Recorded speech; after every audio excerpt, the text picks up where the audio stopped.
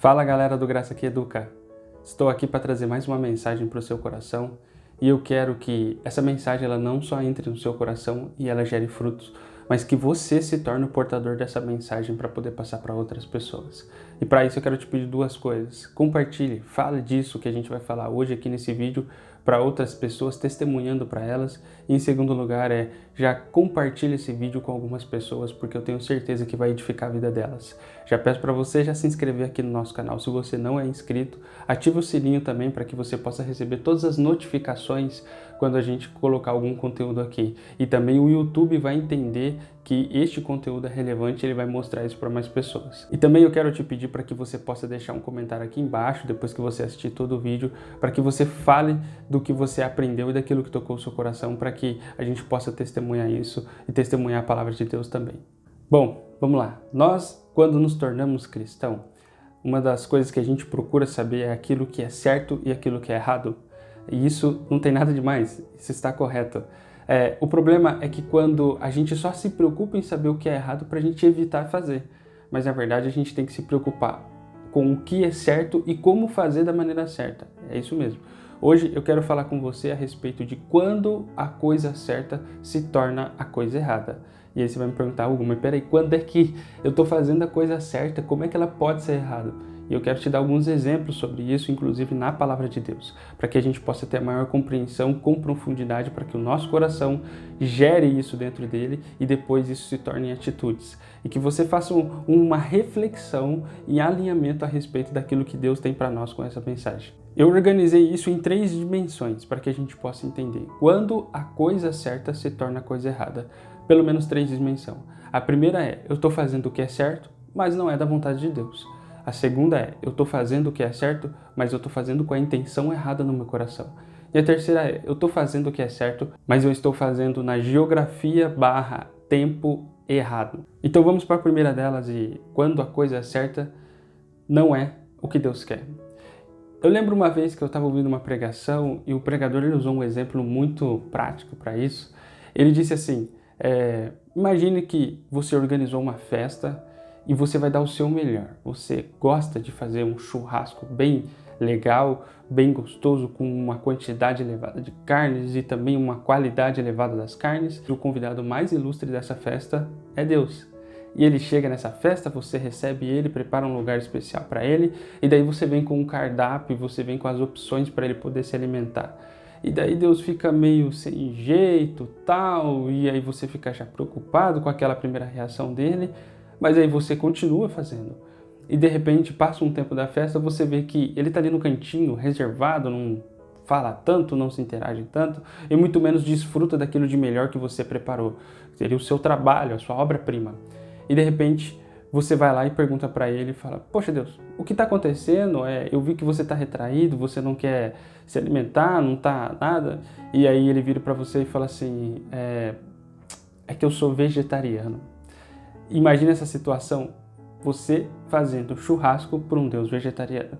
É óbvio que aqui é um exemplo somente didático, e o que eu quero trazer aqui não é uma discussão sobre quem come o que Deus deixa de comer, mas sim pensar que Deus tem um motivo, Deus tem uma intenção e você está preparando algo totalmente ao contrário à vontade dele. Então, fazer algo para Deus não é errado quando você quer servi-lo, mas fazer aquilo que ele não quer, que ele não te pediu para fazer, se torna coisa errada. Vamos trazer um pouco isso para a nossa realidade e deixar um pouco mais prático.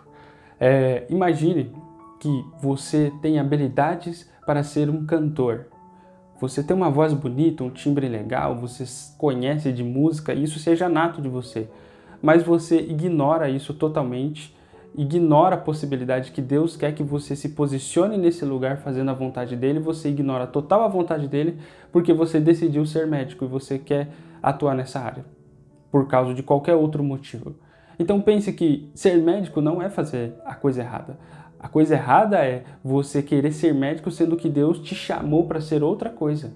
Você querer trabalhar na diaconia sendo que Deus te chamou para outra área, para pregar o evangelho e para fazer outras coisas. Pense em várias possibilidades que você pode estar vivendo, gastando a sua vida tentando fazer aquilo para Deus, mas na verdade você não consultou antes se Deus quer que você faça aquilo para Ele. Então é muito importante a gente entender, e não tem nada de errado você fazer determinadas atividades. A questão é fazer a coisa certa segundo a vontade de Deus, segundo aquilo que Ele quer para a minha vida. Eu quero inclusive até trazer um exemplo bíblico disso. Falando ainda de alimentação, não há nada de errado em se alimentar. O problema é a gente se alimentar daquilo que Deus não quer. E esse exemplo a gente vê no início da Bíblia, lá com Adão. E eu quero ler junto com você esse texto. Gênesis capítulo 2, a partir do verso 16, diz assim: E o Senhor Deus ordenou ao homem: coma livremente de qualquer árvore do jardim, mas não coma da árvore do conhecimento do bem e do mal, porque no dia em que comer, certamente você morrerá. Então entenda que não tem problema nenhum e é até uma ordenança de Deus: se alimente, coma alguma coisa. Então você vai me perguntar: Hugo, o que tem de errado em se alimentar? O que tem de errado em comer os frutos aqui do jardim? Adão não estava errado. Ele estava errado quando ele se alimenta daquilo que não é a vontade de Deus. Então, quando a gente faz o que é certo, mas não é da vontade de Deus, se torna a coisa errada. O segundo ponto que eu quero tratar aqui é quando a gente faz a coisa certa, porém com a intenção errada. Eu quero falar com você a respeito disso e pensar sobre, poxa, a gente está fazendo a coisa certa, mas a intenção do nosso coração está totalmente errada. Aí ela se torna a coisa errada também. Então vamos lá. Pense comigo, todos os dias você tem as suas disciplinas espirituais. Você ora, durante a semana você jejua, você leva ofertas na igreja e oferece aquilo ao Senhor. Mas aí eu te pergunto, isso pode se tornar a coisa errada? Sim, quando a intenção do seu coração, do meu coração, estiver errado. E até para que isso fique mais claro ao nosso coração, para aí e pense, quantas vezes você chegou diante de Deus somente para orar, para falar coisas que eram somente do seu interesse, sem perguntar qual era a vontade dele, sem perguntar qual é o interesse dele, sem perguntar o que ele esperava daquilo que você quer fazer. A gente tem muito costume de somente pedir, pedir, pedir, e Deus se torna um servo e deixa de ser Deus, deixa de ser Pai para nós. Então eu quero colocar essa reflexão agora para que a gente possa pensar. Quantos jejum a gente já fez que era somente para o meu bel prazer e não era segundo a vontade de Deus? Quantas vezes eu dei uma esmola ou então eu levei uma oferta para poder oferecer isso para Deus? E isso, na verdade, a intenção do meu coração era para que talvez eu tivesse algo a mais da parte dele, e não somente por generosidade e gratidão. Então, fazer a coisa certa com a intenção errada, isso se torna errado. Porque Deus ele também analisa a intenção do nosso coração. E isso que é maravilhoso, porque a gente tem que ser integral. Não é só o ato que eu faço, mas sim o ato e a intenção que eu faço. E eu quero ler um texto da palavra de Deus que me vem à memória quando eu penso nisso. Atos capítulo 8, a partir do verso 17, diz assim: Então Pedro e João lhe impuseram as mãos e eles receberam o Espírito Santo. Vendo Simão que o Espírito era dado com a imposição das mãos dos apóstolos, ofereceu-lhes dinheiro e disse: Deem-me também este poder, para que as pessoas sobre quem eu puser as mãos recebam o Espírito Santo. Pedro respondeu: Pereça com você o seu dinheiro. Você pensa que pode comprar um dom de Deus com dinheiro? Você não tem parte nem direito algum neste ministério, porque o seu coração não é reto diante de Deus. Pedro é tão duro com Simão aqui, e o contexto é que eles estavam em uma viagem missionária, e ali Pedro e João chega depois daquele pessoal ser evangelizado, ele chega para ministrar e impor as mãos sobre as pessoas e elas receberem o batismo com o Espírito Santo. E essa pessoa ela vê que isso é possível e como é feito, então ela chega e ela não tem a intenção correta. Ela quer obter aquilo. E aí eu vou perguntar, Hugo, está errado colocar as mãos sobre as pessoas e dar o batismo, fazer com que elas recebam o batismo no Espírito Santo? Não, não está errado. Isso se torna errado quando a motivação do nosso coração é errada. Quando a motivação do nosso coração está desaprovada por Deus. Então é muito importante que todas as vezes, quando a gente vai fazer a coisa certa, a gente pare e gaste algum tempo perguntando se a intenção do nosso coração, questionando a intenção do nosso coração, para saber se ela também é correta, se ela também está de acordo com a vontade de Deus. E um detalhe muito importante que está totalmente conectado com essa parte é a totalidade daquilo que a gente faz. Seja integral, seja intencional, tá? o ato com a intenção e a totalidade disso. E para exemplificar isso que eu estou falando, eu quero ler também outro texto com você. 2 Crônicas, capítulo 25, a partir do verso 1, e diz assim: Amazias tinha 25 anos de idade quando começou a reinar e reinou 29 anos em Jerusalém. O nome de sua mãe era Jeoadã, ela era de Jerusalém. Olha o que diz no verso 2. Ele fez o que o Senhor aprovava, mas não de todo o coração. Então é muito importante a gente entender que fazer a coisa certa deve vir acompanhado da intenção certa com a totalidade do nosso coração. Olha o que a palavra de Deus está falando, que ele fez o que o Senhor aprovava, mas ele não fez de todo o coração. Então é importante a gente refletir em tudo que a gente está fazendo para Deus. E entenda que um evangelho integral me coloca numa posição que fazer para Deus não é só estar na igreja, tocando um instrumento, ensinando na minha aula da escola bíblica, ou então fazendo algum serviço dentro daquela rotina eclesiástica, mas viver a minha vida de forma integral, intencional e completa, com totalidade diante de Deus. O trabalho que você faz tem que ter a intenção correta. Não só fazer um trabalho correto, mas com a intenção correta, também com a totalidade do coração para ser oferecido aquilo diante de Deus. Fazer a coisa certa não basta. Tem que ter a intenção do coração e a totalidade do nosso coração empenhados para oferecer isso para Deus. E por último, não menos importante, é fazer a coisa certa, fora do tempo ou fora do lugar, é a coisa errada. Eu quero mostrar isso para você de cara na palavra de Deus. Em Atos capítulo 16, a partir do verso 6, diz assim: Paulo e seus companheiros viajaram pela região da Frígia e da Galácia, tendo sido impedidos pelo Espírito Santo de pregar a palavra de Deus na província da Ásia. Quando chegaram à fronteira da Mísia, tentaram entrar na Bitínia, mas o Espírito de Jesus os impediu. Então, contornaram a Mísia e desceram a Troade. Durante a noite, Paulo teve uma visão, na qual um homem da Macedônia estava em pé e lhe suplicava: passe a Macedônia e ajude-nos. Depois que Paulo teve essa visão, preparamo-nos imediatamente para partir para a Macedônia, concluindo que Deus nos tinha chamado para lhes pregar o Evangelho. Entenda uma coisa, o Espírito Santo impediu que Paulo fosse para duas regiões. Naquele tempo e naquele lugar não era a vontade de Deus. Entenda isso. Olha a criticidade e a importância de discernir o tempo e o espaço para que você possa fazer a coisa certa, na hora certa, no lugar certo. Não basta fazer a coisa certa no tempo certo, você precisa estar no local certo.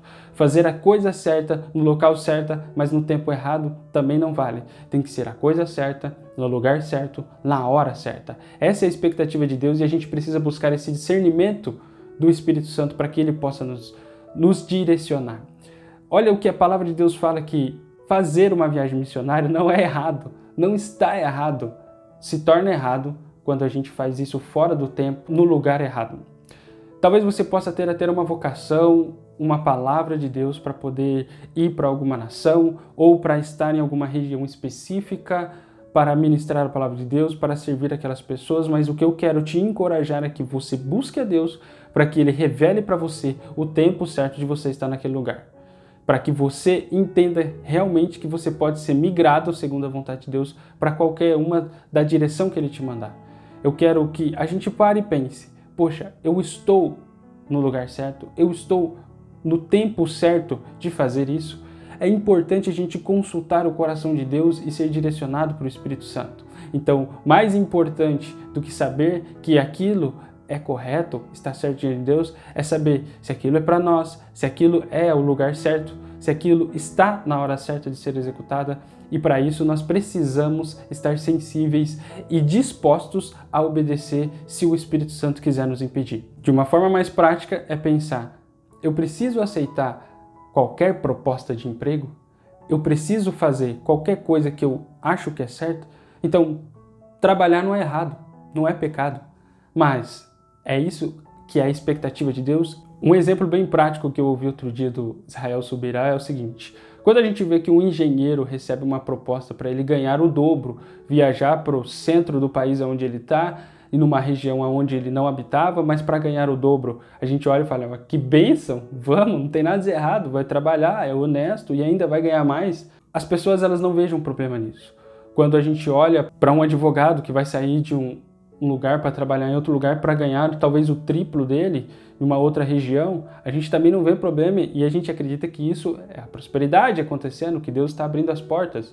E quando a gente vê um pastor que recebe um convite para pastorear uma outra igreja que não é aquela que ele está instalado, em uma outra região, para receber talvez o dobro, o triplo daquilo que ele já recebia, a gente para questionar o pastor e também todas as suas decisões.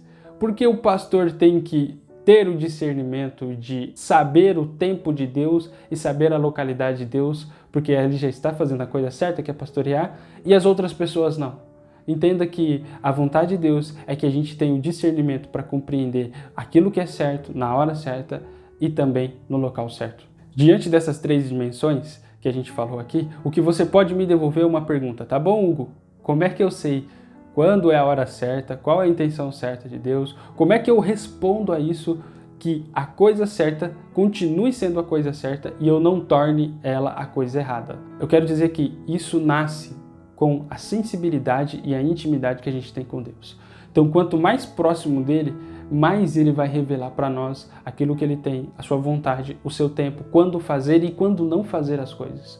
É importante a gente ter intimidade com Deus. É imprescindível a gente desenvolver um relacionamento com Ele. Então, é a gente voltar ali nos primeiros ensinamentos da escola bíblica e entender que ler a Bíblia e faça oração são as coisas básicas que a gente precisa ter para desenvolver um relacionamento sincero, intencional e também dependente, totalmente dependente daquilo que Deus tem para fazer. Ele vai te encorajar para que você responda à intenção dele, o desejo dele, a vontade dele com obediência.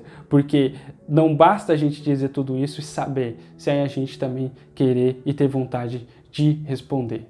Eu quero deixar essa mensagem para provocar o seu coração, para que gere maturidade em você e que você assuma isso com responsabilidade e fala, Deus, eu estou disposto a te ouvir e a te obedecer em todas as áreas, para que eu não torne aquilo que é certo da forma errada. Que o Senhor abençoe o teu coração e que o Espírito Santo te direcione em todas as decisões da sua vida. Um forte abraço e até o próximo vídeo. Tchau!